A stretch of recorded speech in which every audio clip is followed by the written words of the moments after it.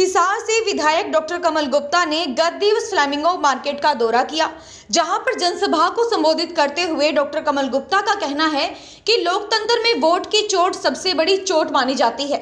यदि आप अपने एक एक मत का प्रयोग करके भारतीय जनता पार्टी को जिताने का कार्य करेंगे, उसी प्रकार भारतीय जनता पार्टी भी हिसार को विकासशील से विकसित शहर बनाने का पूरा प्रयास करेंगे। सिटी बिग न्यूज से खास बातचीत के दौरान डॉक्टर कमल गुप्ता का कहना है कि भारतीय जनता पार्टी की सीट हिसार लोकसभा क्षेत्र से 3 या 4 नहीं बल्कि 7 की 7 आनी निश्चित है। आदमपुर के बारे में चर्चा करते हुए डॉक्टर कमल गुप्ता का कहना है कि स्वर्गीय भजनलाल के समय यहाँ पर एक राजनीतिक घराना था, लेकिन अब सोनाली फोगाट के वहां से चुनाव लड़ने पर भारतीय जनता पार्टी की सीट आदमपुर से अवश्य आनी है और कमल का फूल अवश्य ही आदमपुर में खिलेगा। डॉक्टर साहब, जैसे प्रधानमंत्री जी आ रहे हैं 18 तारीख को, उस चीज़ को लेकर किस तरह की उम्मीद है, कितनी जनसंख्या पहुंचने की आपको लगता है? यहाँ लाखों की संख्या में जनसंख्या पहुंचेगी मोदी जी के विचार सुनने, और मोदी जी इस देश के ही नहीं बल्कि पूरे संसार के बड़े उभरते हुए नेता हैं। और चुनाव के हरियाणा के विधानसभा चुनाव में वो प्रत्याशियों को वोट देने के लिए वो आएंगे और बड़ी अच्छी तैयारी है हिसार में। और इसमें लगभग 16-17 असेंबलियों के लोग आएंगे उनको सुनने के लिए। जैसे आप जनता से अपील कर रहे हो कि 1.25 लाख से ऊपर का मतदान कर रहे हो, इतने से जिताएं, तो क्या लगता है आपको जनता आपके कहने पे खरी उतरेगी? देखिए, जो मजबूत लोकतंत्र है, वोट की चोट उसमें सबसे ज़्यादा ताकत रखती है। और किसी भी अच्छी लोकतंत्र के लिए, मजबूत लोकतंत्र के लिए जितनी भी अधिक वोट परसेंटेज होगी, इसका मतलब अधिक लोग जो चुनाव में हिस्सा ले रहे हैं वो देश को अपने प्रति कंसर्न फील करते हैं, देश की तरक्की के लिए उनका विचार आता है।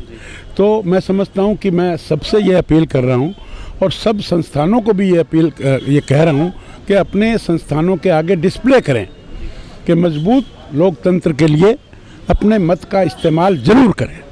जैसे प्रधानमंत्री हिसार लोकसभा क्षेत्र में पहुंच रहे हैं, तो आपको क्या लगता है हिसार में जो आपके लोकसभा क्षेत्र में जो विधानसभा पड़ती है उसमें सारी सीट आने की उम्मीद है आपको? 7 की 7 विधानसभा की सीटें, जैसे 10 की 10 लोकसभा हरियाणा ने नरेंद्र मोदी जी के गले में डालकर उनको प्रधानमंत्री बनाया, उसी तरह हिसार जिला 7 की 7 विधानसभाएं भारतीय जनता पार्टी के कमल के फूल को जिताकर 7 कमल के फूल मनोहर लाल जी के गले में डालकर उनको मुख्यमंत्री बनाएगा।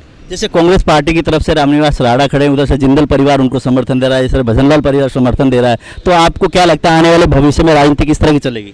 देखिए, आप थोड़ा सा भूतकाल में जाइए, आप मेयर का इलेक्शन लीजिए। मेयर के इलेक्शन में भी ये सब कुछ हुआ था। हमारा कैंडिडेट भाई गौतम सरदाना जी 28,000 से जीते। फिर उसके बाद लोकसभा में जाइए, अब लोकसभा में भी बड़े बड़े दिग्गज खड़े हुए थे। एक तो जजप्पा के राष्ट्रीय अध्यक्ष और सबसे अपने आप को स्ट्रॉन्ग कहे जाने वाले व्यक्ति खड़े हुए थे, उनकी तो जमानत जब्त हो गई थी। और दूसरे व्यक्ति जो चीफ मिनिस्टर परिवार से थे वो खड़े हुए थे और उनको भी सभी तरह का समर्थन प्राप्त था। वो 100-200 वोटों से अपनी जमानत बचा पाए। तो यही हाल अब होगा। जैसे 75 पार की हम लोग बात करें, विपक्ष नेता कहते हैं भाजपा 75 पार से होगा, 75 के अंदर वाली सीट हमारे पास आएंगी, 75 पार वाली उनके पास जाएगी। देखिए, 75 पार का मतलब भारी थम्पिंग मेजोरिटी से जनता मन बना चुकी। जनता ने लोकसभा में 79 सीटों पर भारतीय जनता पार्टी को 79 विधानसभा पर लीड दी है। तो हम तो 75-4 कम ही कह रहे हैं, तो हम 75 का पार का आंकड़ा हम पूरा करेंगे और लोग थम्पिंग मेजोरिटी से और हरियाणा में माननीय मनोहर लाल जी को मुख्यमंत्री बनाएंगे। हरियाणा की हम लोग बात करें तो आदमपुर सीट अहम होती है, अहम इसलिए कि वहाँ से 50 साल से राजनीति करते हैं भजनलाल परिवार है, वहाँ पे सोनाली फोगाट मैदान में। तो क्या लगता है आपको इस बार वहाँ भारतीय जनता पार्टी का कमल रह गई? काहे की अहम रह गई? लोकसभा में चीफ मिनिस्टर, पूर्व चीफ मिनिस्टर का पोता वहाँ पर बुरी तरह से हारा है लोग, तो वो कहाँ पारंपरिक सीट रह गई? चौधरी भजनलाल जी बड़े, मैं उनकी मान करता हूँ, सम्मान करता हूँ, लेकिन उनको बचा नहीं पा रहा उनका परिवार। तो आपको लगता है कमल खिलने वाला है आदमपुर से? 100% without any doubt. Thank you.